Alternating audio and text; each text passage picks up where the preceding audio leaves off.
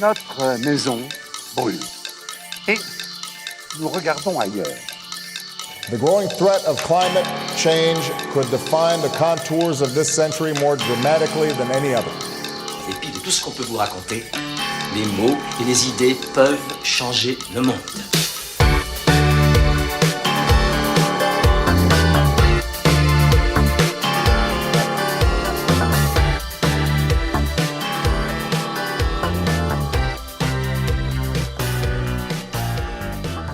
Benoît Ravel, bonjour. Nous te recevons aujourd'hui dans le cadre du podcast CLAP. On souhaiterait avoir ton avis sur les éléments qui freinent les changements de comportement de nos sociétés vers un monde bas carbone, ainsi que les moyens de l'élever. Pour commencer, est-ce que tu pourrais nous présenter rapidement ton parcours et ce qui t'a amené ici ? Avec plaisir, donc revenir un peu sur mon parcours. Moi, peut-être ce que je peux préciser, c'est que j'ai beaucoup cherché ma place. Donc du coup, j'ai expérimenté plein de choses. Et donc j'ai eu pas mal de chance de ce côté-là, c'est-à-dire que j'ai eu la possibilité d'expérimenter. Et c'est d'ailleurs pour ça que je pense que quelque chose comme un revenu universel inconditionnel serait un excellent accélérateur de la transition, parce que finalement il permettrait vraiment aux gens de faire un peu ce que j'ai eu la chance de faire quelque part. Et donc moi globalement, avant de trouver dans quelle direction je voulais aller, ça m'a pris à peu près 9 années. Donc j'ai commencé par faire un an d'IUT GEA, puis après j'ai fait Sciences Po, où en parallèle des 2 premières années, j'ai étudié, donc j'avais un diplôme sur monde arabe, donc j'avais notamment 4 heures d'arabe par semaine. Après ça, j'ai fait un an d'échange à Montréal. Après ça, où j'ai eu notamment une expérience d'assistant parlementaire pour une députée au Québec. Puis après ça, j'ai fait du droit en parallèle des 2 dernières années à Sciences Po. Et puis après, comme j'ai réussi le barreau et que j'ai réussi l'ESSEC, j'ai décalé mon entrée à l'école d'avocat d'1 an. J'ai été à l'ESSEC et après, j'ai été à l'école d'avocat. Et donc en parallèle de ça, j'ai envisagé une dizaine de métiers que j'ai soit expérimenté directement, soit j'ai fait des enquêtes métiers, donc j'ai interrogé des personnes qui exerçaient ces métiers-là. Et donc, ça allait de, par exemple, en rentrant à Sciences Po, je pensais faire journaliste. Puis après, quand j'ai fait ce diplôme sur le monde arabe, je pensais travailler dans la diplomatie. Puis après, du coup, la politique, quand j'ai été faire assistant parlementaire d'une députée. Puis après, la fonction publique. Voilà, bon, en gros, une dizaine de métiers, comme ça. Et en fait, ce qui se passe, c'est que...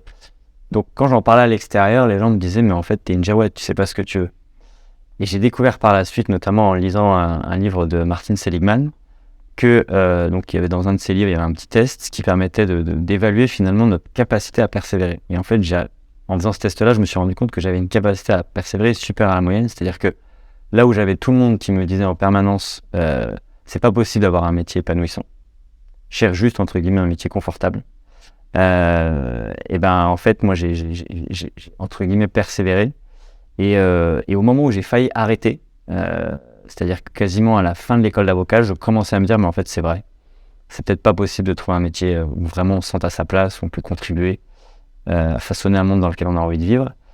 Et j'ai eu la chance, entre guillemets, de me fracturer la clavicule. Donc, je dis que c'est une chance, parce qu'en fait, à ce moment-là, j'étais en cabinet d'avocat et j'avais des journées tellement remplies que j'avais pas le temps, en fait, de me poser. Et donc, je commençais à me dire, ton objectif, ça va être de trouver un job d'avocat qui sera suffisamment bien payé pour être en sécurité financière et en même temps, qui te laissera le temps d'aller faire d'autres choses, par exemple à la montagne, etc. Et donc, en fait, grâce à cette fracture de clavicule, je suis arrêté un mois. Et donc là, j'ai plusieurs déclics. J'ai notamment 3 déclics. L'un, c'est la lecture du livre « Réinventer sa vie professionnelle, 3 petits points » quand on vient de la commencer. Le deuxième déclic, c'est je vais voir un documentaire qui s'appelle « Enquête de sens » et qui m'a rappelé finalement que c'était hyper important. Moi qui avais eu cette chance de faire autant d'années d'études, d'expérimenter autant de choses, de pas justement avoir juste un métier qui procure un statut social et un confort matériel, mais vraiment que je contribue à ce que la société aille dans la bonne direction. Et puis le troisième déclic, c'est cet encyclique dont j'ai parlé tout à l'heure, qui amenait aussi ce côté spirituel, cette nécessaire, on va dire, révolution spirituelle par rapport à ce qu'on trouve désirable, par rapport à cette quête du bonheur qu'on poursuit tous, en tout cas ceux qui ont la chance de le faire. Et du coup, par rapport à ça, je vais voir même l'auteur du livre qui me parle tellement pour 2 séances de coaching, et là pour la première fois j'étais capable de dire dans quelle direction je voulais aller. C'est-à-dire que jusqu'à présent, j'étais capable de dire ce que je voulais pas. C'est-à-dire, j'avais fait une petite dizaine d'expériences pro et j'avais remarqué, empiriquement, hein, juste en discutant avec les gens, parce que quelque part, moi, dans toutes ces expériences-là, en fait, mon objectif, plus que d'acquérir des compétences sur des tâches concrètes, c'était vraiment finalement de voir est-ce que je me projetais dans leur vie. Donc je leur demandais globalement aux gens autour de moi, pourquoi est-ce que tu es là, comment tu vas, est-ce que tu te vois encore là pendant un certain temps, etc. Et en fait, ce que j'avais remarqué, c'est que j'avais quasiment croisé personne où vraiment la personne était à sa place. C'est-à-dire que la plupart des gens me disaient la vie est ailleurs. Je vis pour les week-ends, les jours fériés, les vacances, etc. Et donc moi, finalement, toutes ces expériences-là faisaient monter l'angoisse en mode, mais j'ai quand même pas passé une partie de ma vie en congé de moi-même, quoi, en me disant, on travaille plus de 70 000 heures dans sa vie, passer 70 000 heures vide où on a l'impression qu'on te vole ton temps, moi, ça, c'était mon angoisse. Et donc là, pour la première fois, avec cet accompagnement-là, j'ai vu dans quelle direction je voulais aller. C'est-à-dire que c'était pas d'une précision extrême, mais globalement, je voyais dans quelle direction. Et donc je dis ça a été un petit peu un séisme. Donc à cette époque-là, ça se matérialisait comment ? C'était, finalement, en plus de ça, j'avais fait des lectures à l'époque, et j'avais découvert que 7 salariés sur 10 est désengagés au travail. Et seulement 2 sur 10 sont très désengagés. Et donc en fait, comme c'est la norme sociale d'être désengagé, en fait, on voit même pas que les gens sont désengagés. On voit que les 2 sur 10 qui sont très désengagés. Et moi, c'est un exemple que je donne parfois, c'est que finalement, moi, dans mes expériences pro, avant que je trouve ma place, je pense que j'étais désengagé. C'est-à-dire que, franchement, j'étais pas du tout à fond. Et malgré ça, j'avais le maximum de mes primes. Donc, si j'avais le maximum de mes primes, c'est que j'étais dans la norme, en fait. Donc, en fait, à ce moment-là, donc je dis, il y a eu un peu un séisme, c'est cet accompagnement. Et après, il y a eu une réplique. Et la réplique, c'est quelques mois plus tard. Je me rappelle, j'étais sur le quai de la gare à Marseille, en attendant qu'un enterrement de vie de garçon commence. Et là, je sais pas, j'ai sorti mon portable, j'ai commencé à écrire sur un mémo à quoi je voulais que ma vie professionnelle ressemble. Et donc, j'avais noté 5 piliers avec des volumes horaires associés, où là, l'idée, c'était, plutôt que de se dire que c'était une prédiction de ce que j'allais faire, c'était plutôt une proportion de l'importance que j'accordais à chacun des piliers. Et donc, à l'époque, j'étais capable de dire, donc là, c'était quand même assez précis, à la différence de juste à la fin de mon accompagnement. Mais ça a été finalement rendu possible par cet accompagnement-là. Et donc, du coup, mon premier pilier, c'était quoi ? C'était de permettre à tous les jeunes, à un maximum de jeunes en tout cas, de ne pas prendre les voies toutes tracées, mais d'avoir les outils pour, en amont, choisir un métier qui leur conviendrait, donc qui aurait du sens pour eux, et d'arrêter un petit peu par mimétisme, de prendre les voies que d'autres prennent, notamment les personnes qu'ils considèrent comme intelligentes. En fait, on a tendance à se dire, si cette personne intelligente prend cette voie, c'est qu'il doit y avoir de bonnes raisons. Comme moi, je ne sais pas quoi faire, je vais l'imiter. Donc c'était un peu en amont, on va dire, de trouver sa place dans le monde professionnel. Il y avait aussi, après, le deuxième pilier, c'était en aval. C'est-à-dire, finalement, tous les jeunes pros qui étaient déjà dans le monde pro et qui avaient un CDI et pour qui, normalement, on leur avait raconté l'histoire selon laquelle, à partir du moment où ils auraient un CDI, tout le monde serait merveilleux, etc. Et qui se rendaient compte, après 2-3 ans d'exercice professionnel, que ce n'était pas le cas, d'accompagner ces personnes-là, finalement, pour trouver leur place. Donc ça, c'était les 2 premiers piliers. Amont, aval du travail. Et puis, il y avait un 3e pilier qui était, à l'époque, je disais, formation et faire savoir. Donc, je mettais dans ce pilier-là à la fois le fait, moi, de me former un peu tout le temps, parce que j'avais conscience que là, je commençais à me diriger vers ce que j'appelais l'humain, et qu'en fait, l'humain, c'est tellement complexe qu'on n'a pas assez d'une vie pour se former, donc que j'allais avoir besoin de me former un peu tout le temps. Et faire savoir, l'idée, c'était quoi avec le faire savoir ? C'était finalement, avec mes 2 premiers piliers, j'avais plutôt un impact qui était individuel. Et avec le faire savoir, je voulais avoir un impact plus collectif. Donc je voulais, à l'époque, je m'étais dit, pourquoi pas faire un podcast ? Pourquoi pas écrire un livre ? Donc pour avoir un peu cumulé cet impact à la fois individuel et collectif. Le 4e pilier, qui était pour le coup plus petit, ça aurait été faire du coaching de prêtre. Parce qu'en fait, à l'époque, ce qui m'a aidé aussi à trouver ma place, c'est que j'ai fait une retraite de 2 semaines en Arménie, avec pas mal de silence, et ça m'a permis de remettre un certain nombre de choses à sa place. Et après, le 5e pilier, qui était aussi petit, c'était ce que j'appelais à l'époque l'éco-psychologie. Donc j'ai découvert ce terme-là sur un Thinkerview de Pablo Servigne, je m'en souviens, où il parlait de Joanna Macy, une éco-psychologue, et qui parlait justement d'éco-psychologie. Et globalement, moi, ce que j'en avais retenu, en tout cas, c'est comme ça que j'en parlais aux gens. Pour moi, l'éco-psychologie, ça permettait aux gens à passer de la tétanie à l'action en matière d'écologie. C'est-à-dire que quand on découvre ce qui se passe, c'est tellement énorme que potentiellement on peut être sidéré, tétanisé. Et donc, l'éco-psychologie, c'était vraiment, ça permettait de faire ça. Et donc finalement, je vais sauter quelques étapes, mais ces 5 piliers-là se sont transformés aujourd'hui en 3 piliers. C'est-à-dire qu'aujourd'hui, comment est-ce que je me présente ? Puisqu'aujourd'hui, notamment, ce que j'essaye de faire aussi, c'est de pas mal... Moi, j'ai beaucoup fait d'enquête métier, donc maintenant, régulièrement, on m'appelle. Il y a notamment un dispositif qui s'appelle My Job Glasses, où c'est des jeunes qui peuvent appeler des personnes dans le monde professionnel pour les interroger sur leur métier, etc., pour savoir. Donc, c'est un peu mon premier pilier de l'époque, aider les gens à ne pas prendre des voies toutes tracées. Et donc ces personnes-là, comment je me présente ? Je leur dis que finalement, j'ai aujourd'hui une mission professionnelle, une raison d'être professionnelle, c'est de contribuer à accélérer la transition écologique et solidaire. Et donc, comment est-ce que je fais ça ? Donc ça, c'est mon pourquoi. Mon comment est-ce que je fais ça ? Moi, je me concentre sur le facteur humain et organisationnel. Donc, c'est à la fois l'individu, mais aussi le collectif. Et ça, pourquoi ? C'est que finalement, oui, on a besoin d'ingénieurs, oui, on a besoin de tout un tas de compétences, mais on a aussi besoin, finalement, d'aller sur ce facteur humain organisationnel. Et d'ailleurs, moi, j'ai une conviction, je vais y revenir après, je le dis maintenant, j'ai une conviction, c'est que, globalement, là, ce qu'on doit faire pour répondre à l'ensemble des enjeux auxquels on est confronté, c'est une révolution aussi profonde que la révolution industrielle. En gros, on doit changer la façon dont notre société est organisée. Et j'ai la conviction qu'à la différence des précédentes révolutions, par exemple la révolution industrielle, c'est que finalement, le changement ne viendra pas d'une innovation technologique, mais d'une innovation sociale et organisationnelle.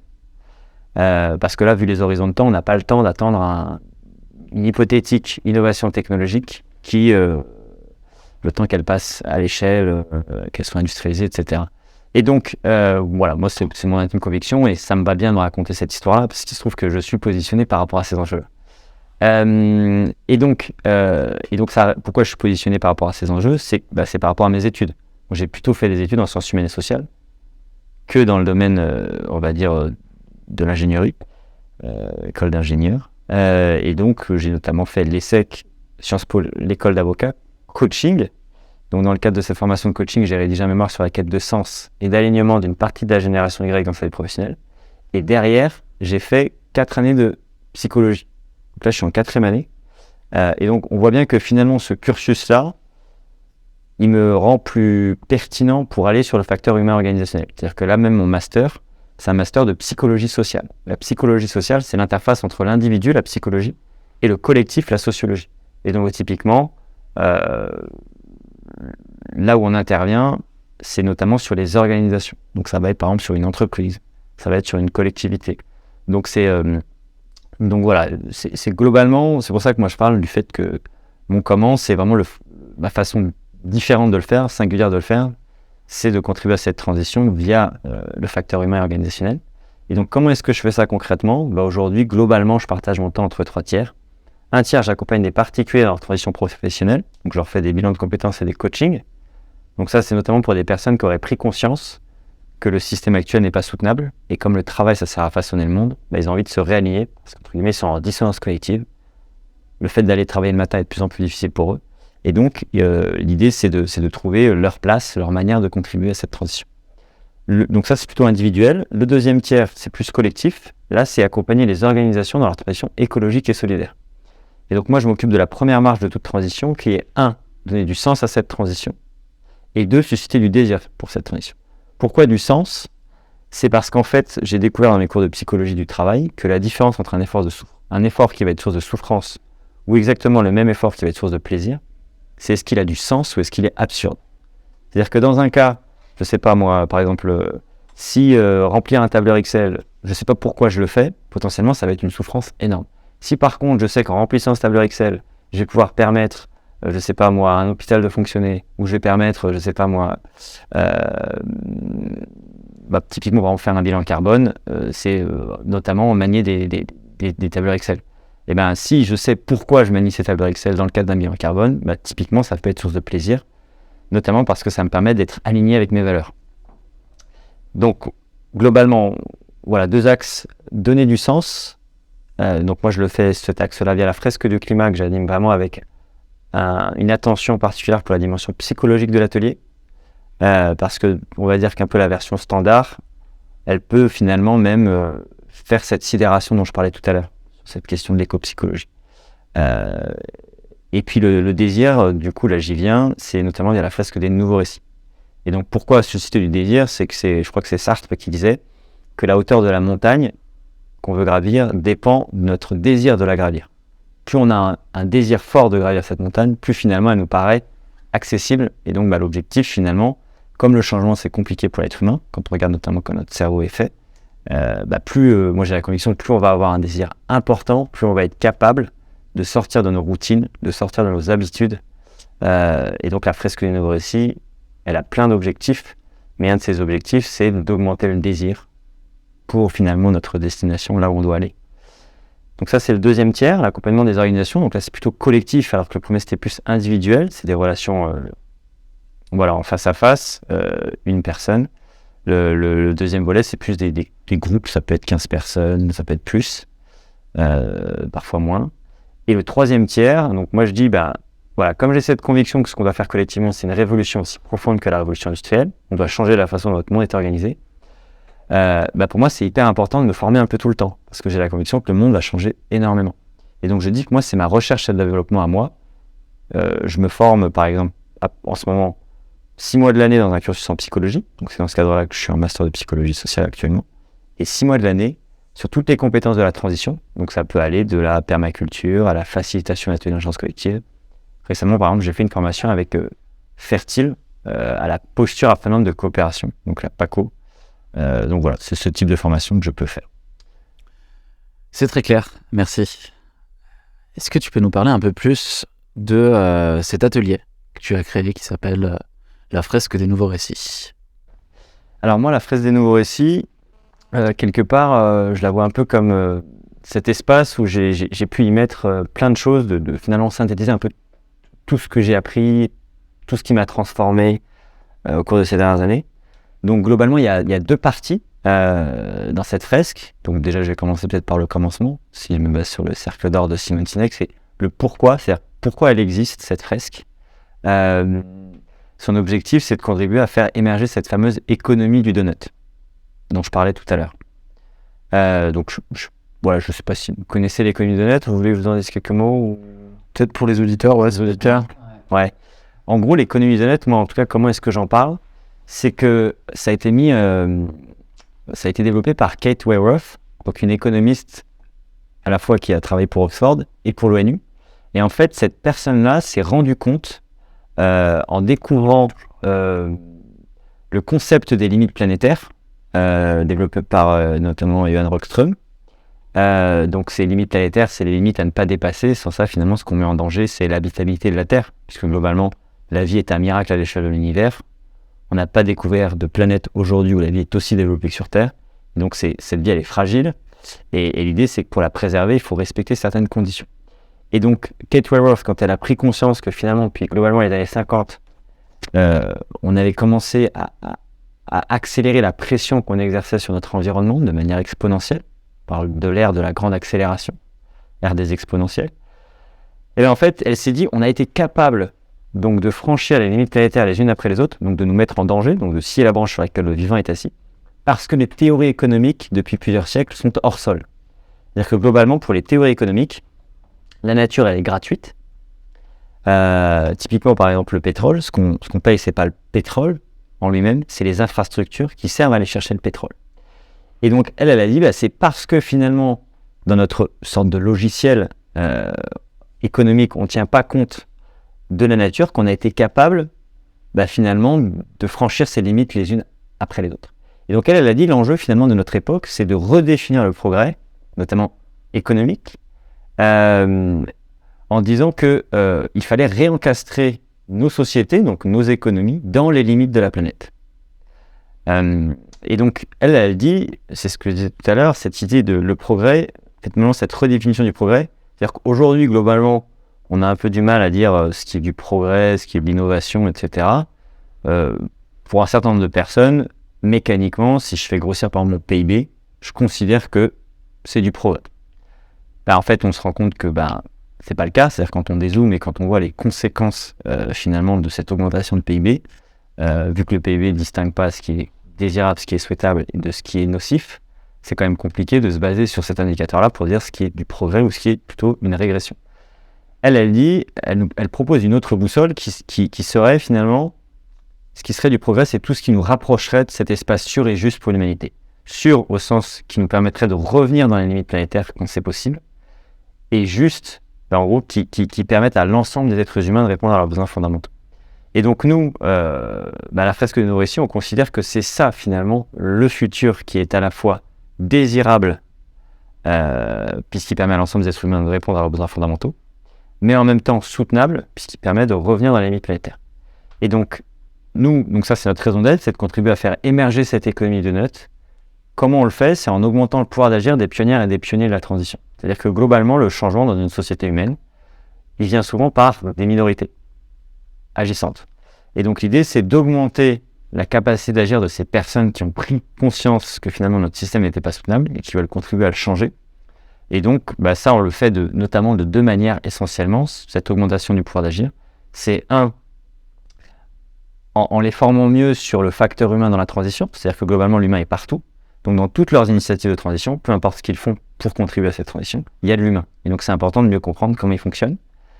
Et le deuxième axe, c'est un peu de changer de regard à deux niveaux. On va dire un regard au niveau personnel, c'est-à-dire que moi, j'ai fait des ateliers à plein d'endroits.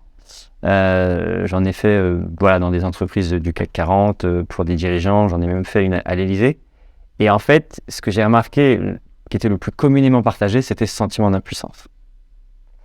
Et d'ailleurs, il y a une enquête qui est sortie assez récemment de Parlons Climat qui dit que c'est le deuxième sentiment le plus répandu chez les Français par rapport à ces sujets-là, c'est l'impuissance. Et donc, moi, par rapport à mes travaux, en tout cas à mes études en psychologie, ce que j'ai vu, c'est que, si je schématise, la dépression, ça se caractérise par le fait qu'on se sent à la fois impuissant et qu'on a l'impression que le futur est foutu. Et donc, globalement, par rapport à ces sujets, la plupart des gens ne veulent pas s'exposer à ces sujets-là parce qu'à chaque fois qu'ils s'y exposent, ils ont l'impression que c'est foutu et qu'ils sont impuissants. Donc ça, pour se préserver mentalement, psychiquement, c'est assez normal d'avoir des mécanismes de défense qui se mettent en place, type le déni, pour se protéger en fait. Et donc, ce deuxième axe, il est changer de regard donc, sur son pouvoir d'agir, en disant, en fait, si tout le monde se sent impuissant, c'est bien qu'en fait, ce qu'il faut, c'est qu'au niveau du système, on change notre regard. Personne ne peut tout, mais chacun peut déjà beaucoup, et la clé, c'est de se concentrer sur ce que chacun peut faire. Et donc, il y a ce changement de regard sur son pouvoir d'agir, mais il y a aussi un changement de regard au niveau collectif qui est... donc c'est aussi un des gros messages qu'on essaie de transmettre avec la fresque de Nourrici. Cette phrase de John Nickel qui dit « Heureuse coïncidence que ce que nous devons faire pour survivre correspond à ce que nous devrions faire pour être heureux. » Et ça, finalement, en fait, quand on commence... Parce que pourquoi pour moi c'est extrêmement puissant? C'est-à-dire que c'est quelque chose que j'intègre dans même mes ateliers fresques de climat. C'est-à-dire que pour moi, ça me tient à cœur que dans le cadre de mes fresques de climat, les gens ne sortent pas à la fin de l'atelier en étant plombés. Parce que s'ils sont plombés, en fait, ils reviennent dans leur état d'avant atelier, qui est qu'en fait, ils veulent surtout pas s'exposer à ces sujets, parce qu'à chaque fois qu'ils s'y exposent, ils se sentent impuissants et c'est foutu. Et du coup, moi, je le vois bien, c'est-à-dire que quand je dis ça, je vois que leur regard change. Il y a comme une espèce d'étincelle. Et en fait, j'ai l'impression, en tout cas, c'est l'analyse que j'en fais aujourd'hui, c'est qu'en fait, en disant ça, c'est comme si je les faisais sortir d'un dilemme.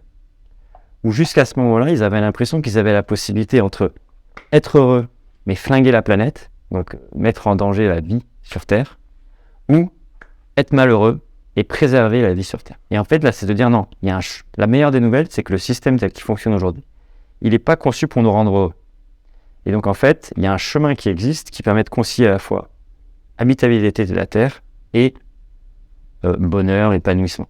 Et donc, c'est vraiment ça, entre guillemets, qu'on veut créer chez les participants, c'est un changement de regard.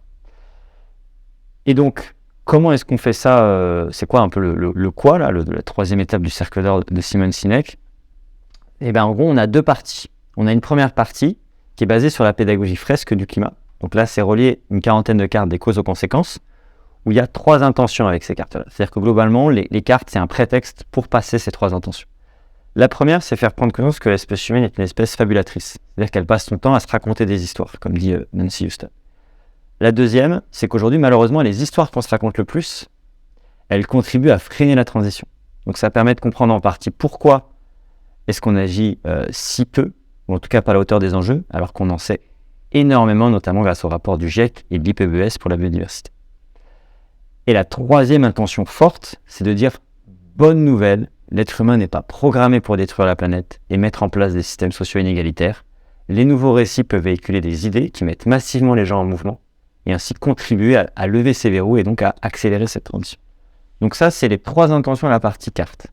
Et après, on a une deuxième expérience qui est plutôt ce qu'on appelle de l'utopique fiction. Donc c'est de la création de futurs désirables, où on a plusieurs parcours proposés. Par exemple, on a la fabrique des utopies réalistes qui va tourner autour d'un changement de normes sociales.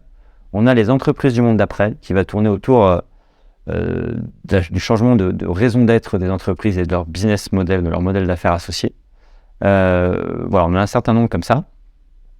Et on a une autre aussi, c'est les héroïnes et héros du monde d'après. Donc là, ça tourne plutôt autour de l'individu et de se dire, en fait, voilà, j'ai pris conscience, ça va être quoi mon ikigai? Donc l'ikigai, ça veut dire globalement raison de vivre en japonais.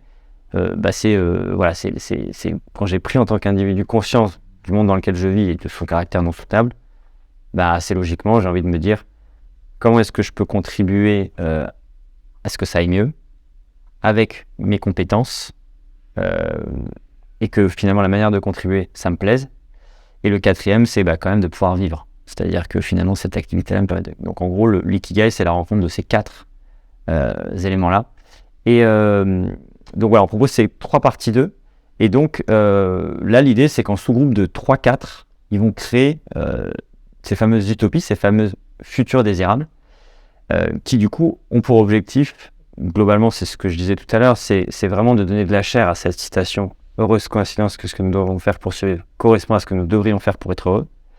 C'est aussi finalement faire vivre en miniature ce qu'on doit faire là dans la vraie vie, à savoir faire quelque chose qui nous paraît impossible, avec une pression temporelle. Et là, en fait, écrire un récit avec des gens qui ne connaissent pas, a priori, ils pensent que c'est impossible au début de l'atelier, surtout qu'on est conditionné à croire, plus on grandit, qu'on n'est pas créatif. Alors que quand on était petit, on ne se posait pas la question est-ce qu'on crée ou pas, on crée. Et forcément, nous, on a 3 heures d'atelier. Donc globalement, il y a 1h30 pour cette partie création de récit. Donc il n'y a pas un temps infini. Donc ils sentent cette pression temporelle. Et l'idée, c'est qu'en fait, ils arrivent à faire cette chose impossible avec une pression temporelle grâce au collectif. Et là, c'est ce qu'on doit faire pareil dans la vraie vie collective. On doit faire quelque chose qui nous paraît impossible avec une pression de temps. Parce qu'on nous dit qu'il faut faire un maximum de choses dans les décennies qui viennent, dans les années qui viennent. Et du coup,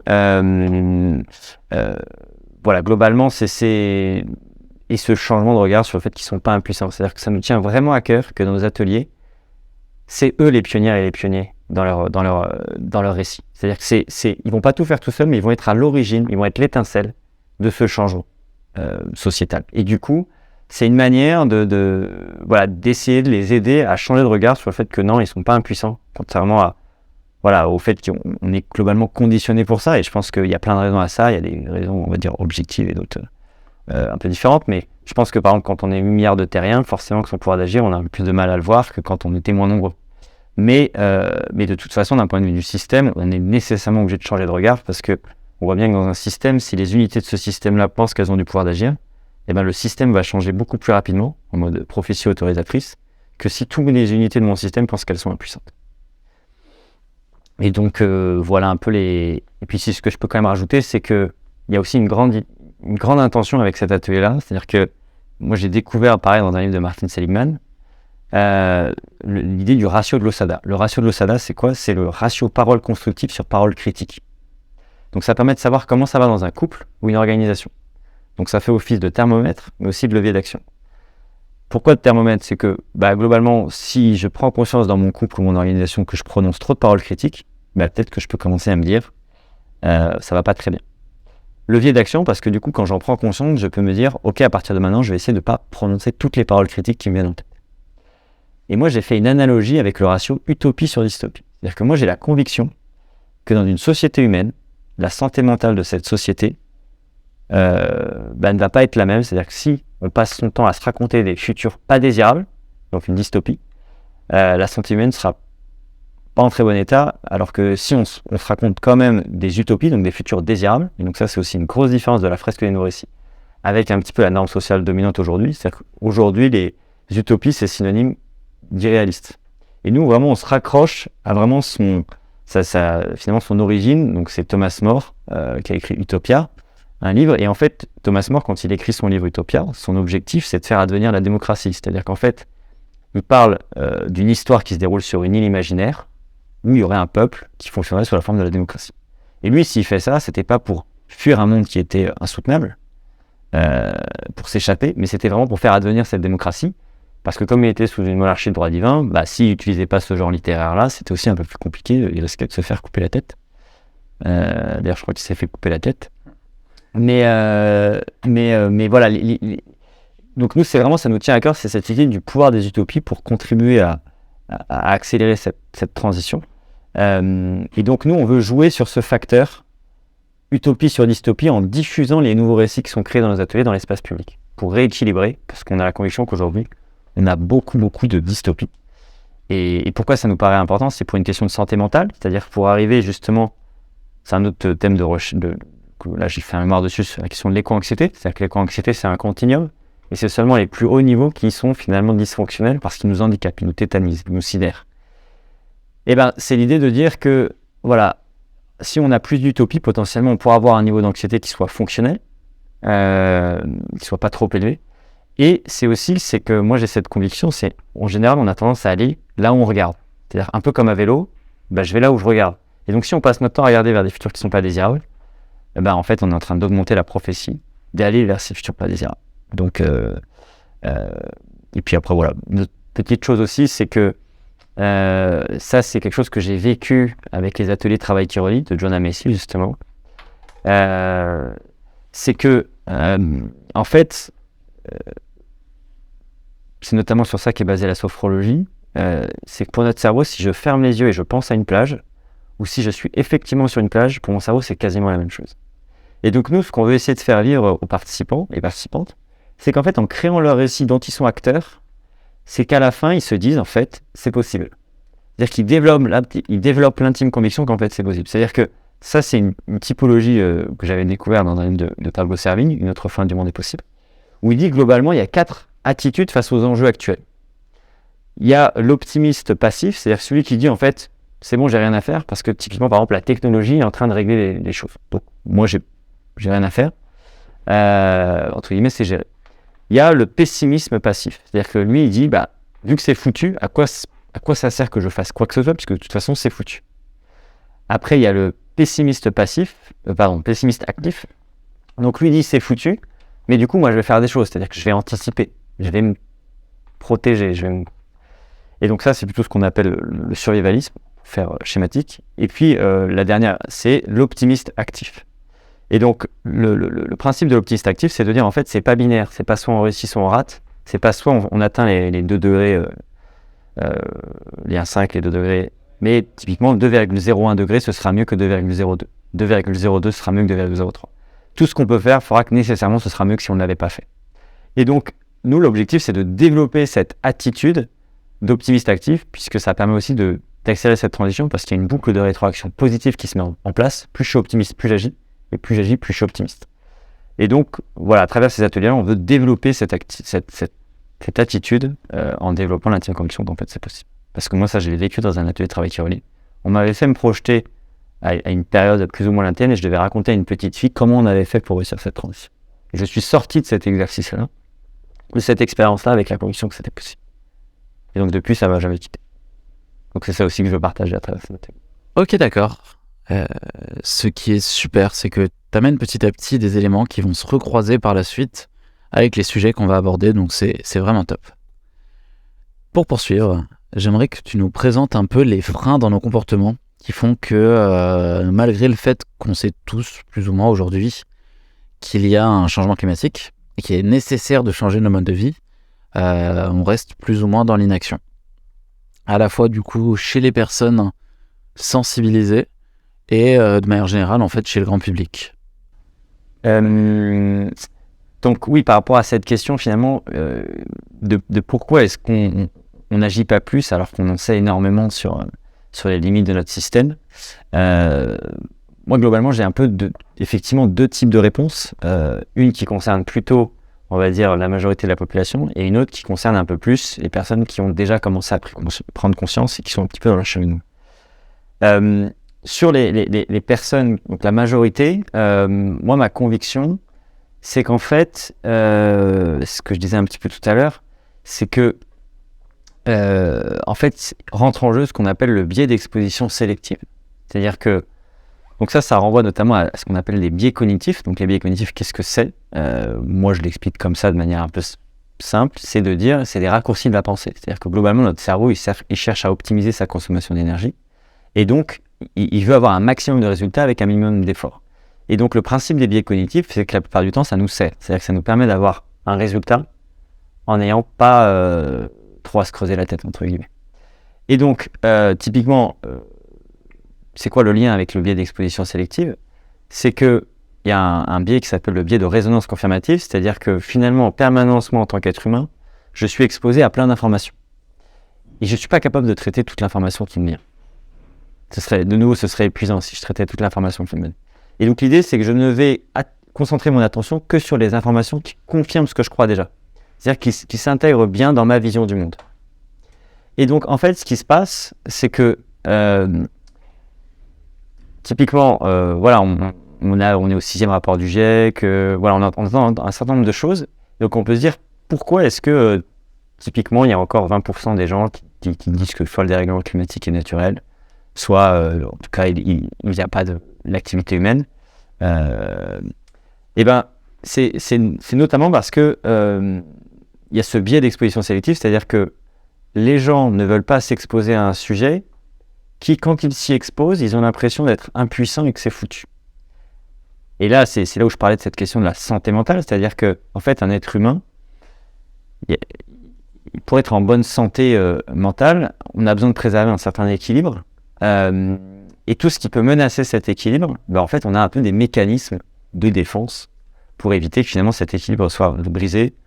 Parce que s'il est brisé, c'est là où on peut parler, par exemple, de décompensation, d'un certain nombre de mécanismes. Et typiquement, de pathologie mentale, on va dire. Et typiquement, parmi ces mécanismes de défense, donc le principe d'un mécanisme de défense, c'est que c'est inconscient. Là où on parle de coping, le coping, c'est pour le coup, c'est conscient. C'est, par exemple, je vais donner un exemple juste après. Mais donc, là, mécanisme de défense, c'est-à-dire que je fais tout pour ne pas m'exposer à ce sujet. Donc, en mode déni, je fais comme s'il n'existait pas. C'est-à-dire ce que j'ai fait, moi, au tout début quand j'ai vu le documentaire et que j'ai pris conscience que le système n'était pas soutenable. Déni. Parce que justement, à l'époque, j'avais l'impression que finalement, me confronter à ça, en fait, je ne savais pas le gérer. C'est-à-dire que je me disais, en fait, ça veut dire quoi ? Donc, le futur est foutu. Le futur, c'est une voie de garage. Et en même temps, moi, je ne peux rien y faire. Donc, je l'ai mis de côté. Et donc, voilà, moi, j'ai cette conviction. C'est-à-dire que quand même, globalement, aujourd'hui, et c'est encore le cas, je trouve, dans beaucoup d'ateliers de sensibilisation, c'est-à-dire qu'en fait, on place les gens face à une situation où, en fait, on leur dit à quel point c'est grave, mais finalement, on ne leur éclaire pas assez le chemin, c'est-à-dire, en fait, on ne leur donne pas les moyens d'intégrer ça dans leur vie. Donc ça, c'est un peu pour moi, globalement, la majorité de la société, c'est ça. C'est-à-dire que globalement, la norme, c'est de tout faire pour ne pas s'exposer. C'est-à-dire que moi, le truc par excellence, c'est la phrase de Jacques Chirac qui dit, au sommet de la Terre en 92, notre maison brûle et nous regardons ailleurs. C'est ce déni généralisé. C'est-à-dire qu'on fait tout pour ne pas regarder cet incendie, parce qu'à chaque fois qu'on le regarde, on se dit, bah, c'est foutu et moi, je peux rien faire. Donc, à quoi ça sert d'y consacrer du temps de cerveau disponible ? Donc voilà, et ça, c'est pour ça que pour moi, toute personne qui a envie de faire bouger les gens, et donc la grosse majorité des gens, c'est hyper important que du coup elle ait en tête que son intention, c'est certes de commencer son atelier, son expérience, pour faire prendre conscience de la gravité de ce qui se passe, c'est-à-dire que, parce que, en fait, de faire peur, c'est-à-dire, en fait, tant qu'on n'a pas peur, c'est qu'on n'a pas compris. Mais dès qu'on a finalement, que la personne a pris conscience et que du coup ça se traduit notamment par cette émotion de peur, c'est hyper important que tout le reste de l'atelier vise à augmenter le pouvoir d'agir de la personne pour réouvrir aussi les futurs. Sans ça, entre guillemets, pour moi, on a même renforcé un traumatisme, c'est-à-dire qu'en gros, les gens voudront encore moins s'exposer à ce sujet-là. C'est ce que je dis aux gens que je forme à la fresque du climat. C'est qu'en gros, la prochaine fois, il y aura un espèce de réflexe pavlovien en mode j'entends climat, je pars en courant. Fresque du climat, je pars en courant. Donc ça, c'est pour la majorité. Pour les... Et donc ça résonne notamment avec une carte de la fresque de nouveau récit, qui est cette carte changement de paradigme, et qui dit globalement le changement dans une société humaine, c'est jamais les milliards de terrains qui changent d'un coup, c'est toujours un petit groupe d'individus, donc ces fameux pionniers, ces minorités agissantes. Et parce qu'on va atteindre un point de bascule social, là, le changement se produit beaucoup plus rapidement, ça s'accélère. Et donc dans cette courbe, on voit aussi qu'il y a des réfractaires. Les réfractaires, c'est les gens qui changent à la fin. Et donc là, moi, j'éclaire de deux manières ces personnes-là, donc ça va un petit peu aussi éclairer par rapport à la question posée. C'est ces personnes-là, parfois, parce que, par exemple, quand on est animateur de fresques du climat, quand on commence à animer des fresques, on se dit, moi, mon objectif, c'est d'aller faire des fresques aux climato-sceptiques. Et en fait, moi, ce dont je me suis rendu compte il y a quelques temps maintenant, c'est que finalement, ces personnes-là, si elles sont climato-sceptiques, la plupart du temps, c'est pas pour une question de rationalité. C'est-à-dire qu'en fait, elles vont commencer à nous dire un argument, on va déconstruire cet argument, et après, qu'est-ce qu'elles vont faire ? Elles vont en sortir un autre. Et donc, en fait, déjà, nous, on va s'épuiser parce que elles vont passer 1 minute, 30 secondes à nous parler de leur argument, et nous, il va falloir passer 10 minutes, 15 minutes. Voilà, c'est cette fameuse loi de Brandolini, cette espèce d'asymétrie de moyens, où nous, ça nous prend beaucoup plus de temps pour déconclure quelque chose d'erroné, alors que la personne, finalement, de faire une objection, ça prend peu de temps. Et donc, moi, je dis, finalement, ces personnes-là, en fait, ça, elles peuvent le faire très, très longtemps. Et donc, c'est vraiment pas une question de rationalité, c'est plutôt une question plus psychologique pour moi. C'est-à-dire que, pour moi, si quelqu'un est réfractaire, et par exemple, est climato-sceptique, il y a plein de raisons, mais moi, j'en vois notamment 2. Ça peut être soit que cette personne-là, finalement, elle est en conflit d'intérêt avec le monde d'après. C'est-à-dire qu'elle a fondé sa vie, elle a façonné sa vie dans un monde où ces questions-là n'existent pas. Et donc, je donne un exemple, c'est par exemple un pilote d'avion à la retraite. Donc on peut dire que ce pilote d'avion à la retraite, il n'était pas vraiment responsable d'avoir contribué au dérèglement climatique s'il n'avait pas conscience que finalement, en pilotant des avions, il émettait énormément de gaz à effet de serre. Mais aujourd'hui, par exemple, prendre conscience qu'effectivement ça existe, ce serait reconnaître qu'il a passé une grande partie de sa vie à contribuer à ça. Et donc, sauf si c'est un psychopathe, ce que la plupart des êtres humains ne sont pas, normalement, ça le fait rentrer en dissonance cognitive. Donc, normalement, en fait, il se dit, mince, j'ai posé des actes qui sont contraires à mes valeurs. Et donc, cette personne-là, en fait, là, si elle accepte ça, c'est comme, d'un point de vue estime de soi, c'est l'effondrement. C'est-à-dire que Et donc, pour se protéger, en fait, elle ne peut pas accepter ça. Et donc, c'est pour ça, quand je parle de conflit d'intérêts, ça peut être des conflits d'intérêts psychologiques, ça peut être des conflits d'intérêts financiers. C'est cette phrase d'Upton Sinclair qui dit « Il n'est jamais aussi difficile de convaincre quelqu'un dont le salaire dépend précisément du fait qu'il ne soit pas d'accord avec cette chose-là. » Donc voilà, il peut être financier. Voilà, par exemple, je travaille, je sais pas moi, dans une grande boîte pétrolière. On voit bien que c'est compliqué quand même pour moi de mordre la main qui me nourrit, quoi. À un moment donné, ça me fait vivre. Donc ça, c'est une première axe. C'est des questions, on va dire, un peu conflit d'intérêts, psychologique ou financier ou matériel, etc. Et puis un autre axe, c'est vraiment ce côté, l'homme est un animal social. C'est cette idée que, c'est une autre chose qu'on partage dans la fresque de Nouveau Récit, c'est cette idée que nous, en fait, ce qui a fait qu'on a autant prospéré en tant qu'espèce, c'est notre capacité à coopérer. C'est-à-dire qu'on n'a pas des griffes particulièrement acérées, on ne court pas particulièrement vite, mais par contre, on a cette capacité à mettre nos cerveaux en réseau, notamment grâce à nos neurones miroirs. C'est-à-dire qu'on a cette capacité à faire preuve d'empathie avec l'autre et à comprendre son monde intérieur, à se mettre à sa place. Et donc, par rapport à ça, d'ailleurs, petite anecdote, c'est pour ça que c'est un des messages aussi que j'essaie de transmettre, c'est cette idée, c'est-à-dire qu'on est tellement conditionné à croire qu'il n'y a que la compétition dans notre société qu'on ne voit même plus qu'on est une espèce hyper coopérative. Donc ça, c'est tout l'enjeu du livre L'entraide de l'autre de la jungle, de Pablo Servigne. Et en fait, par rapport à ça, moi, ce que je dis aux participants, c'est-à-dire que pour leur montrer à quel point on est coopératif, je leur dis, souvent on parle des fourmis, qui sont effectivement, c'est l'exemple typique de l'espèce animale coopérative. Je leur dis, c'est vrai que les fourmis sont extrêmement coopératives, mais moi, j'ai encore jamais vu l'équivalent des COP pour les fourmilières du monde. C'est-à-dire que, pour l'instant, les COP ne donnent pas les résultats à la hauteur des enjeux, mais que ce soit l'ONU, que ce soit les COP, etc., on voit qu'on a quand même cette capacité en tant qu'espèce humaine, au niveau mondial à finalement coopérer. Alors, en tout cas, à mettre en place des institutions qui ont pour objectif de coopérer. Et donc, par rapport à ça, cette idée de finalement, donc voilà, je parlais d'un côté du conflit d'intérêts et de l'autre de cette idée l'homme est un animal social, c'est que finalement ce besoin de coopérer, ça laisse des traces. Et notamment, ça résonne avec deux choses, c'est-à-dire que c'est quoi la principale facteur de vie heureuse, c'est-à-dire on peut se demander c'est quoi le bonheur, etc. C'est subjectif. Et ben non, il y a des chercheurs à Harvard qui ont suivi des gens des années 40 aux années 2000. Et ils ont dit, en fait, il y a un facteur qui permet avec le plus de certitude de dire cette personne-là, elle a une vie plus heureuse que celle. Et c'est quoi ce facteur? C'est la qualité des relations sociales. Moi, dans mes ateliers, je l'amène aussi, et j'aime bien l'amener de la manière suivante. C'est aussi une question que j'avais découvert dans ma formation de coaching, c'est projetez-vous sur votre lit de mort à 80 ans et demandez-vous dans quelle situation, dans quelles conditions vous aurez eu l'impression d'avoir une vie heureuse. Et donc, en fait, en général, les gens sortent ça, la qualité des relations sociales, ma famille, mes amis, etc. Et donc, par rapport à ça, et l'autre chose, c'est que cette idée que finalement être rejeté d'un groupe, c'est tellement dur pour un être humain. En gros, c'est cette idée que ça active les mêmes zones du cerveau qu'être battu physiquement. C'est-à-dire que globalement, donc moi, c'était pas mon cas parce que j'étais plutôt bon au foot.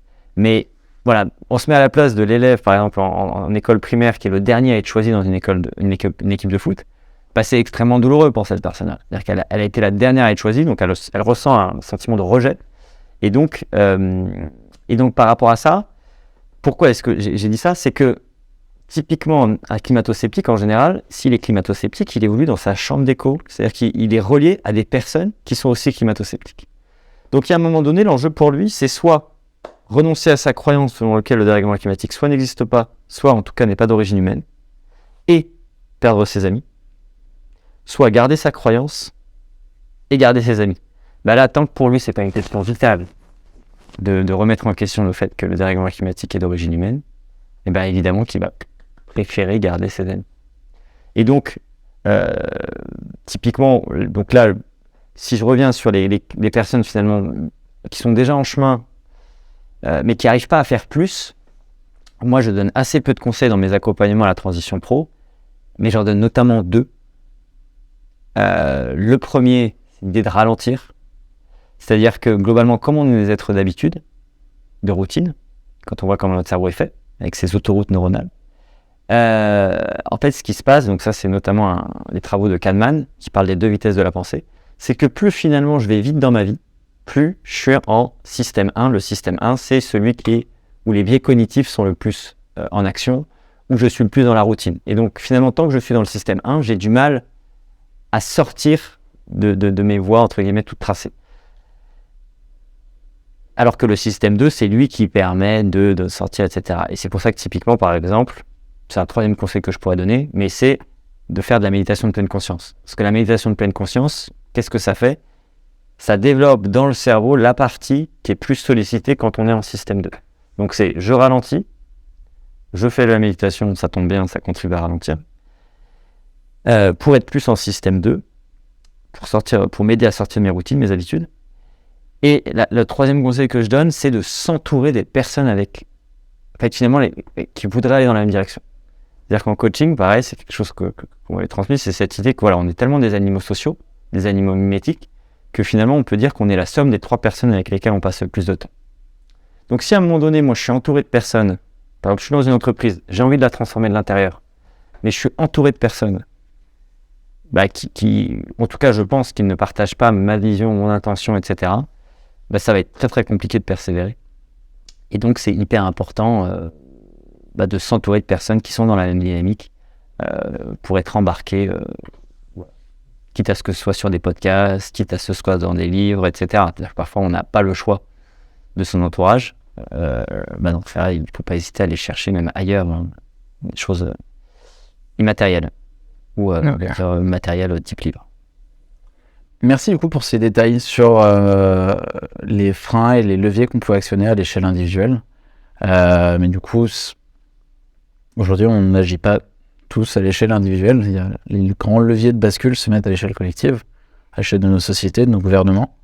Est-ce que tu pourrais nous en dire un peu plus sur à la fois les freins aujourd'hui qui bloquent et nous laisse un peu dans les immobilisations à la fin dans nos sociétés occidentales principalement. Parce que je pense que le biais aujourd'hui qu'on aborde, nous, il est plus occidental. Et comment demain on pourrait justement mettre en place des actions à l'échelle de tous ces individus et des sociétés qui le représentent. Ouais. Alors, moi, ce que m'évoque cette question, finalement, donc, finalement, comment accélérer un peu cette transition au niveau global. Voilà, moi, plus le temps passe, plus c'est comme si j'allais de plus en plus profondément sur ces sujets-là.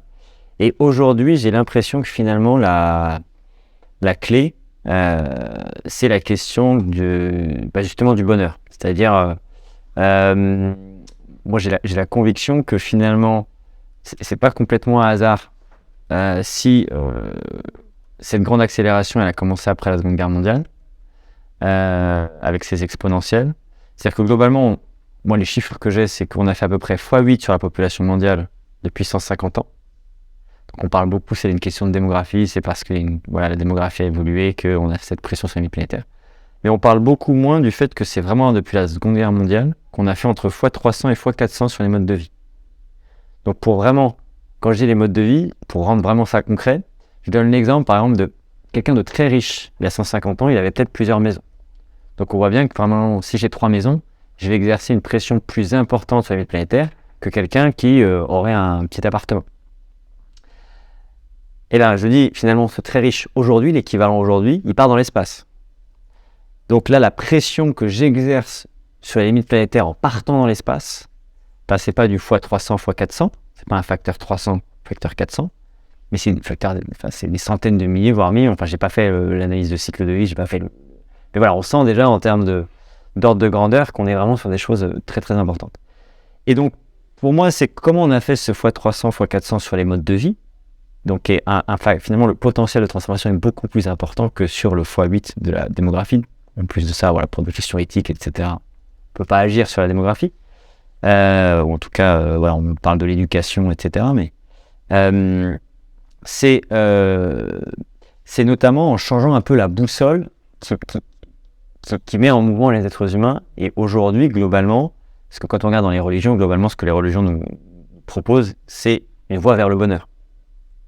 Et c'est que le problème, c'est qu'un peu cette voie vers le bonheur qui est proposée de manière dominante depuis la Seconde Guerre mondiale, pareil, on en parle dans la fresque que nous voici, c'est un peu cette idée de l'American Way of Life. En gros, c'est ce mode de vie américain, donc qui est très matérialiste, et donc qui fait que finalement, on part du principe que plus j'accumule de biens, plus normalement, mécaniquement, je deviens heureux. Et donc, on voit bien que ça, c'est finalement un moteur de l'accélération de la pression qu'on exerce sur les limites planétaires.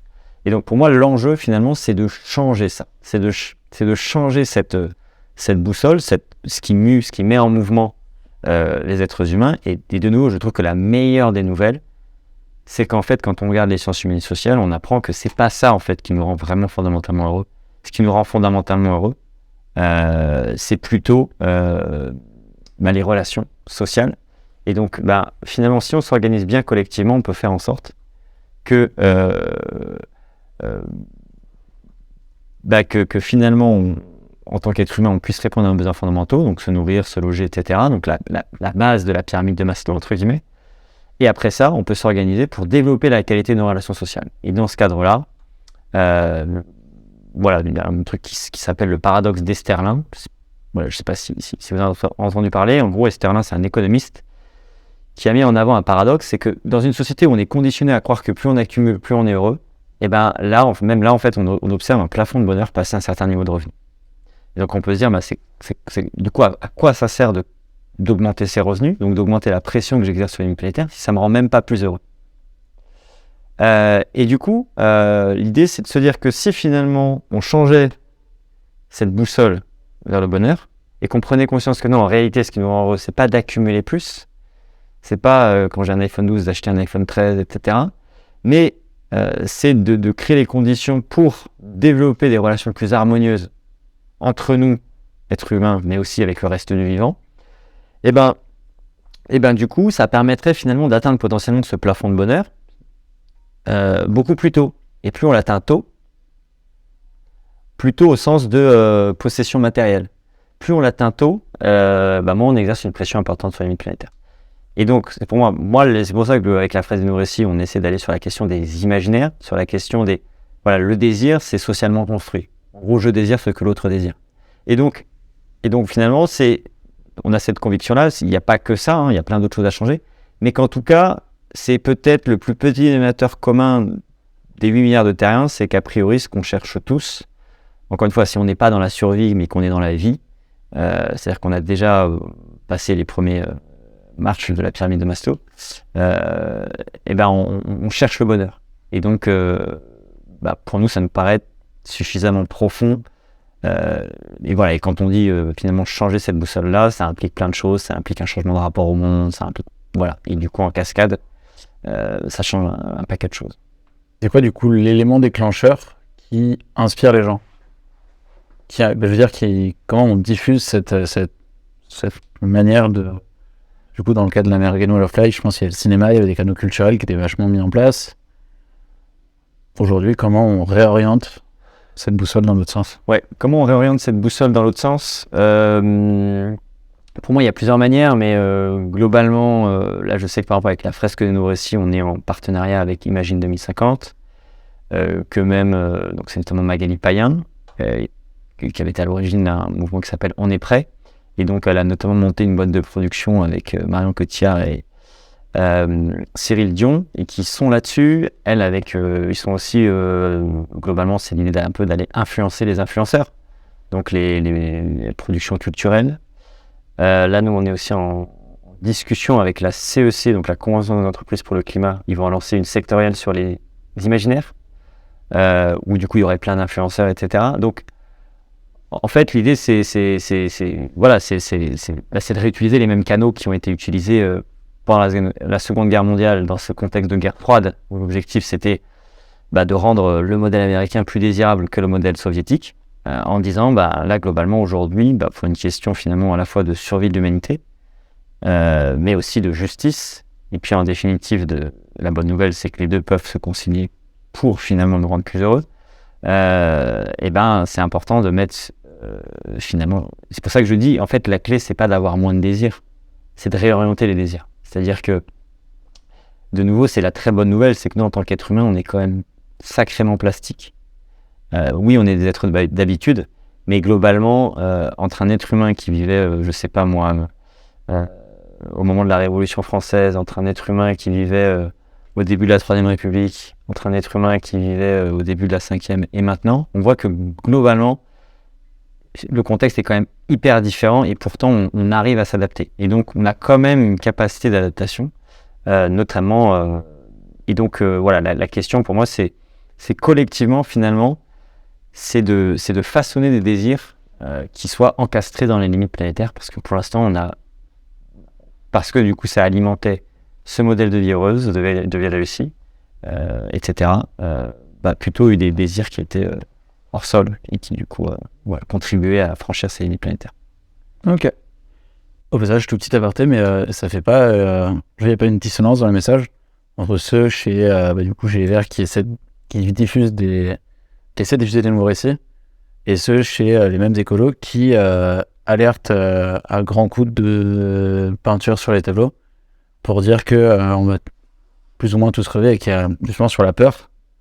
Et en fait, la question, en tout cas moi, c'est là où j'en suis à ce stade, c'est qu'en fait, ce que je disais, c'est ce que j'essaie de faire dans mes ateliers, c'est il faut commencer par l'alarmisme. C'est-à-dire qu'en fait, tant qu'on n'a pas compris la gravité de la situation, nécessairement, en fait, il peut rien se passer. C'est-à-dire qu'en fait, on n'a pas ce premier stade de il faut changer. Mais une fois qu'on a fait prendre conscience de la gravité de ce qui se passe, donc il faut changer, en fait, il faut faire franchir le on peut et le comment.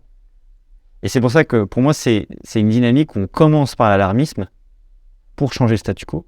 Mais après, pour permettre aux gens d'intégrer ça dans leur vie, il faut aller. Donc c'est juste, je dirais, on ne s'adresse pas au même public. C'est-à-dire qu'avec l'alarmisme, on va s'adresser aux gens qui sont en statu quo, qui sont dans leur routine. Et après, avec les nouveaux récits, c'est ceux qui ont... C'est pour ça que typiquement, moi, mes parents, qui globalement sont climato-sceptiques, donc ça fait 3 ans que je voulais leur faire la fresque du climat, je l'ai fait il y a 2 semaines, donc j'étais content. Et eux, à aucun moment je voulais leur faire la fresque de nouveau récit. C'est-à-dire qu'en fait, ça ne sert à rien de leur faire une fresque de nouveau récit, tant qu'ils sont encore en mode non, c'est bon, en fait, le statu quo, il est légitime. Aujourd'hui, est-ce que justement toutes ces personnes qui mettent qui sont justement alarmistes plongent pas justement au lieu de faire sortir les personnes de leur statu quo, les plongent pas à l'inverse dans l'éco-anxiété d'une part, et est-ce que quelles sont les clés pour en sortir? Alors, est-ce que finalement cet alarmisme ne plongerait pas les gens dans l'éco-anxiété? Et finalement, quelles seraient les clés pour sortir de l'éco-anxiété? Donc moi, en ce moment, dans le cadre de mon master, je rédige un mémoire sur les enjeux, on va dire, psychologiques. Voilà, la dimension psychologique des enjeux écologiques. Et donc, notamment avec cette question de l'éco-anxiété. Et en fait, donc plusieurs choses. Peut-être... Moi, ce dont j'ai découvert, c'est que globalement, ces choses-là, c'est tellement massif, là, les enjeux, que potentiellement, quand on en prend conscience, et encore une fois, que les mécanismes de défense ne se mettent pas en place, donc il se passe un certain nombre de choses, ça peut, ce qu'on appelle, c'est réactiver des angoisses de mort. En fait, ça nous fait prendre conscience qu'on est des êtres finis. C'est-à-dire que globalement, dans nos sociétés, on a évacué le fait qu'on allait mourir un jour. C'est-à-dire que c'est tabou, et on fait tout pour ne pas avoir ça. Et d'ailleurs, moi, j'ai cette conviction que finalement, parce que c'est Irvin Yalom, donc un des tenants des thérapies existentialistes, qui dit « La réalité physique de la mort nous détruit, mais l'idée de la mort nous sauve. » Qu'est-ce qu'il veut dire par là? La réalité de la mort, la réalité physique de la mort nous détruit, c'est une fois que je suis mort, je suis mort. Sauf si après on croit en des religions, etc. Mais globalement, on va dire physiquement, voilà, mes atomes, etc. Mon cœur ne bat plus, etc. Mais pourquoi l'idée de la mort nous sauve? C'est que finalement, le fait de se confronter au fait qu'on va mourir un jour, ça nous prémunit contre le fait de passer à côté de sa vie. C'est-à-dire, pour ça, alors j'ai plus le nom de ce philosophe qui disait, en gros, la plus grande des chances, c'est de vivre à côté d'un cimetière. Parce qu'en fait, tous les jours, en voyant le cimetière, en se levant, on se dit, en fait, je vais mourir un jour. Et donc, je peux pas vivre une journée sans saveur, je peux pas vivre une journée par défaut, je peux pas vivre une journée... Et donc, en gros, l'idée, c'est pour moi, c'est-à-dire qu'on peut être dans une société aussi absurde qu'une société qui est capable de scier la branche sur laquelle le vivant est assis, parce que précisément, on a évacué la question de la mort. Et que donc, du coup, finalement, c'est peut-être une super nouvelle. Hein. Enfin, quelque part, on peut le voir comme une super nouvelle, le fait que ces enjeux-là réactivent des angoisses de mort, parce qu'en fait, elles nous font traverser des crises existentielles. Donc, c'est là où, finalement, quand je suis dans ma crise existentielle, c'est là où je vais être entre guillemets, au creux de ma courbe, et que je vais avoir le plus haut niveau d'éco-anxiété. Et c'est là où, du coup, ça peut devenir pathologique, c'est-à-dire que je peux avoir du mal à dormir, je peux avoir du mal à me concentrer, je peux avoir du mal à interagir avec d'autres, notamment les gens qui continuent à vivre dans le monde par défaut, entre guillemets, à faire des choses qui nous paraissent absurdes. Mais la bonne nouvelle, c'est ce que nous dit Irvin Yalom, c'est que finalement, quand je traverse cette crise existentielle, à la fin de ma crise existentielle, je peux vivre une vie plus savoureuse qu'au début. En gros, l'idée, c'est de passer de éco-anxieux à éco-heureux, quoi. C'est-à-dire qu'en gros, l'idée, c'est quoi? C'est que finalement, par cette crise existentielle, je réinterroge un certain nombre de choses et donc je me réaligne. Et donc, typiquement, moi, dans mon mémoire, c'est ce que j'essaie de montrer, c'est que globalement, dans les entreprises qui ont une raison d'être et un modèle d'affaires qui est aligné par rapport à ces enjeux-là, ils vont avoir un niveau d'éco-anxiété plus faible chez leurs salariés, indépendamment de leur niveau de conscience. C'est-à-dire que globalement, plus j'ai conscience de ce qui se passe, logiquement, plus j'ai un niveau élevé d'éco-anxiété. C'est-à-dire que je ne peux pas avoir peur de quelque chose dont je n'ai pas conscience. Mais par contre, il y a cette idée que plus je suis congruent, donc plus je suis aligné entre ce que je pense, ce que je dis et ce que je fais, plus mon niveau finalement d'éco-anxiété va être bas. Et donc, voilà, c'est cette idée de dire, entreprise, il faut que vous alignez vos raisons d'être et vos modèles d'affaires avec ces enjeux-là, parce que sans ça, vous allez être un terreau fertile à l'émergence de risques psychosociaux, type, du coup, un niveau élevé d'éco-anxiété qui, à un moment donné, s'il est trop longtemps, s'il perdure, il peut dégénérer, entre guillemets, en des dépressions, en anxiété généralisée, en d'autres choses. Donc là, pour le coup, l'éco-anxiété, c'est pas une maladie, c'est un mal-être, mais potentiellement, ça peut dégénérer dans des maladies psychologiques, psychopathologiques. Et du coup, et donc voilà, moi, ce que je dis, c'est que finalement, on peut voir l'éco-anxiété, c'est-à-dire les éco-anxieux comme les pionniers du monde de demain, les pionnières et les pionniers du monde de demain. C'est-à-dire que c'est des gens, pour des raisons particulières, ils sont sortis de ce biais d'exposition sélective, c'est-à-dire qu'eux, ils ont regardé l'incendie qui consumait la planète. Et du coup, eux, ils ont commencé justement ce chemin, et c'est des pionniers au sens de, ils sont en train d'ouvrir des voies, parce qu'ils sont déjà en train de se réaligner, c'est-à-dire d'inventer ces fameux modes de vie désirables qui permettent la vie. Désirables parce que si c'est pas désirable, de toute façon, il n'y aura pas de contagion sociale. Et là, l'idée, c'est pas d'être tout seul à changer son mode de vie, c'est que massivement, ce soit suivi.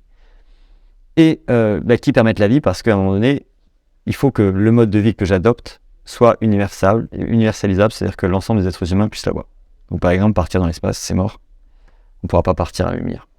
Et du coup, voilà un peu sur ça. Et donc je dis, finalement, voilà, les éco-anxieux, être éco-anxieux, c'est presque, en tout cas dans certaines conditions, ça peut être une chance, parce qu'au bout du chemin, voilà, on peut devenir éco-heureux, donc quelqu'un qui va être aligné, beaucoup plus résilient aussi par rapport aux enjeux à venir, c'est-à-dire que la personne, elle est préparée à ce qui va se passer.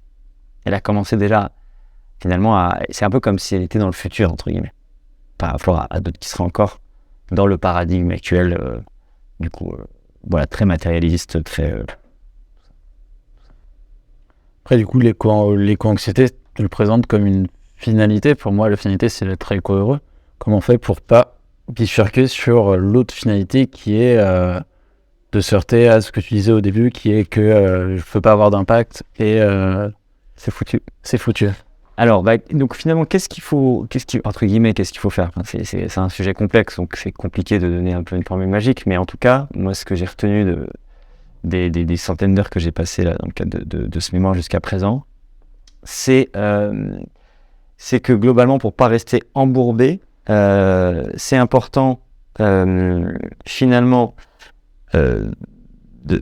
moi je dis c'est de procéder à une exposition sélective qui augmente son pouvoir d'agir. C'est-à-dire qu'une fois qu'on a pris conscience de ce qui se passe, ça ne sert à rien de continuer à se nourrir d'informations qui sont alarmantes.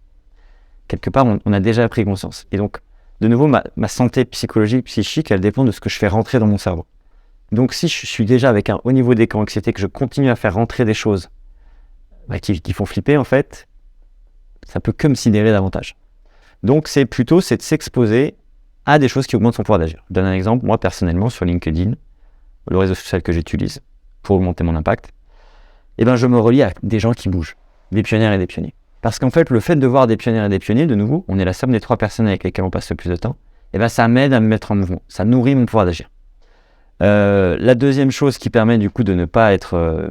c'est l'action individuelle, donc ça va être finalement faire des actions, par exemple animer des fresques du climat, des choses comme ça, des ateliers, presse des nourriciers, etc. C'est aussi l'action collective, c'est-à-dire qu'à un moment donné, l'action collective, par exemple faire partie d'une association, faire partie d'une organisation, faire des marches climat, des choses comme ça, ça contribue finalement, on se sent faire partie d'un tout, et donc c'est un peu comme si on sortait de l'atomisation, et donc on retrouvait un peu aussi du pouvoir d'agir, prise sur le réel. Le troisième, c'est l'idée de se relier à des personnes qui sont sur la même longueur d'onde. C'est-à-dire que c'est notamment d'où le succès du travail qui relie, ces ateliers de John Amacy. C'est qu'elle permet, c'est-à-dire que ce qui augmente l'éco-anxiété, c'est quand le sujet est tabou. C'est-à-dire qu'en fait, je peux parler à personne du fait que ça me fait flipper, en fait, ce qui se passe. Et donc, voilà, le fait d'avoir des espaces, trouver des espaces pour se relier, ça permet pareil d'avoir un niveau d'éco-anxiété qui soit fonctionnel. Parce que quand on a conscience de ce qui se passe, c'est compliqué de pas du tout être éco-anxieux, à mon avis en tout cas. Et la dernière chose, je dirais, c'est vraiment le fait d'être le plus congruent possible. C'est-à-dire de se dire, il faut que je m'aligne. Donc, il faut que je revoie mon travail si j'en ai la possibilité. Enfin, moi, ma conviction, c'est que c'est pas évident, mais en gros, c'est l'horizon de temps qui va dépendre. C'est-à-dire qu'on a potentiellement, en tout cas, c'est l'histoire que j'ai envie de me raconter, parce que je pense qu'elle est aidante dans mon cas. C'est possible pour tout le monde de trouver un travail qui puisse l'épanouir, etc. Mais peut-être que ça lui prendra plus de temps que quelqu'un d'autre selon les contraintes qu'il a à un instant T. Je sais pas, il a tant d'enfants, il a un certain nombre de choses. Voilà, c'est la question de la congruence. Et après, quand même, moi, ce que je voulais dire sur ça, et c'est d'ailleurs un peu ce que j'essaie de transmettre dans ce mémoire-là, c'est de dire qu'un peu comme pour le burn-out, il y a la manière, on va dire, pas très intéressante de s'intéresser à l'éco-anxiété, et une manière que je trouve plus intéressante. La manière pas très intéressante, c'est de surindividualiser le problème. C'est de dire globalement, les personnes qui font un burn-out ou les personnes qui sont éco-anxieuses, c'est des personnes qui sont fragiles, etc. Et en psychologie sociale, on dit non, c'est pas ça. On nous dit quelqu'un qui fait un burn-out, c'est le symptôme d'une organisation de travail qui est malade. Et donc, c'est l'organisation de travail qu'il faut soigner. Et bien, moi, j'ai la conviction que c'est pareil avec l'éco-anxiété. C'est-à-dire que finalement, les éco-anxieux, ce sont les symptômes d'une société qui est malade, au sens où elle n'est pas alignée par rapport à ces enjeux. Et donc là, d'après les travaux de Pierre-Éric Sutter, il y aurait 2,5 millions de personnes qui auraient un niveau élevé d'éco-anxiété, c'est-à-dire que potentiellement, les gens ont du mal à dormir, etc. Et donc, du coup, pour faire baisser massivement ça, on a 2 options. Soit on paye des milliers de psychologues pour aller prendre soin. Mais sauf que ça ne règle pas à la racine le problème. Donc, ok, ça permet d'avoir un niveau d'éco-anxiété plus... ça règle un petit peu la racine si ça permet aux gens d'être congruents et de se réaligner. Mais en tout cas, il y a une manière encore plus efficace qui serait d'aligner nos sociétés sur ces enjeux. Parce qu'en alignant sur ces enjeux-là, finalement, le niveau d'éco-anxiété baisserait en conséquence. En tant qu'acteur de la transition écologique aujourd'hui, qu'est-ce que je pourrais mettre en place à mon échelle pour encourager demain cette transition? Ouais. Alors, en fait, c'est la question un peu de l'approche, c'est-à-dire comment, quand on veut faire accélérer cette transition, on a envie d'augmenter son impact. Moi, j'ai la conviction qu'il y a notamment 2 choses à avoir en tête. C'est la question de l'alliance et la question... c'est la question... Ouais, je vais commencer par... Donc, attends, je la refais. Je vais y aller par étapes, mais déjà, j'ai les premières. Donc, comment faire finalement pour augmenter l'impact de personnes qui voudraient accélérer cette transition? Moi, j'ai la conviction que ça tient notamment en un mot, c'est la question de l'alliance. Qu'est-ce que ça veut dire, l'alliance? Donc, c'est quelque chose que j'ai découvert dans mes études de psychologie. C'est qu'on dit qu'il y a plein d'approches en psychothérapie pour accompagner quelqu'un. Par exemple, il y a les thérapies cognitivo-comportementales. Par exemple, il y a les thérapies humanistes. Il y en a un certain nombre. Et on dit que finalement, selon ce qu'on a, donc par exemple, si on a un TOC, si on a une anxiété généralisée, etc., il y a certaines approches qui sont plus efficaces que d'autres. Mais par contre, ce qui fait que ça sera pas efficace du tout, ou en tout cas, ce qui fait à minima que ça aura de l'efficacité, c'est la question de l'alliance, c'est-à-dire du lien qui est créé entre le thérapeute et la personne accompagnée. Et donc, par rapport à ça, on dit globalement, pour créer une alliance, il faut notamment 3 ingrédients. Il faut que la personne qui accompagne, elle ait un regard positif inconditionnel. Donc là, moi, c'est ce que je partage aux animateurs d'ateliers, par exemple. Je leur dis, même si vous avez quelqu'un dans vos ateliers qui sort une grosse bêtise, vous avez l'impression vraiment il fait preuve de mauvaise foi, regard positif inconditionnel. Parce que l'idée, c'est globalement de développer un rapport de coopération avec votre groupe, et pas de compétition. C'est-à-dire que si vous commencez à rentrer dans un jeu de compétition, de qui a raison, etc., en fait, déjà, vous avez perdu la personne, donc la personne va saboter votre atelier. Et après ça, potentiellement, vous avez même perdu votre groupe. Parce que le groupe ne va pas trouver ça agréable, cette manière d'interagir. Donc, c'est regard positif inconditionnel, faire preuve d'empathie, c'est-à-dire c'est cette capacité à rentrer dans le monde d'intérieur de l'autre. C'est-à-dire se dire, s'il a sorti cette bêtise-là ou cette chose-là, pourquoi en fait? C'est essayer de comprendre pourquoi lui, à ce moment-là de sa vie, ça a du sens de dire ça. Et la troisième, c'est l'action de la congruence. C'est-à-dire que finalement, moi, en tant que, par exemple, animateur d'atelier, ou psychothérapeute si j'accompagne quelqu'un, il faut que j'ai un alignement entre ce que je pense, ce que je dis et ce que je fais. Donc, il y a un moment donné, peut-être que s'il dit une grosse bêtise, je ne peux pas lui dire que c'est très bien. Il faut que je trouve une voie moyenne entre, pour garder l'alliance, mais en même temps être congruent. Et donc, finalement, moi, c'est un petit peu ça que je dirais. C'est-à-dire que pour accélérer cette transition, je dirais c'est cette question, finalement, un peu de l'amour, c'est-à-dire un espèce d'amour inconditionnel. C'est-à-dire que moi, j'ai la conviction qu'on transforme les gens durablement et profondément, beaucoup plus par amour, que juste en essayant de leur démontrer par A plus B à quel point ils ont tort de penser ce qu'ils pensent aujourd'hui. Et la deuxième chose, c'est que comme les gens cherchent à être heureux,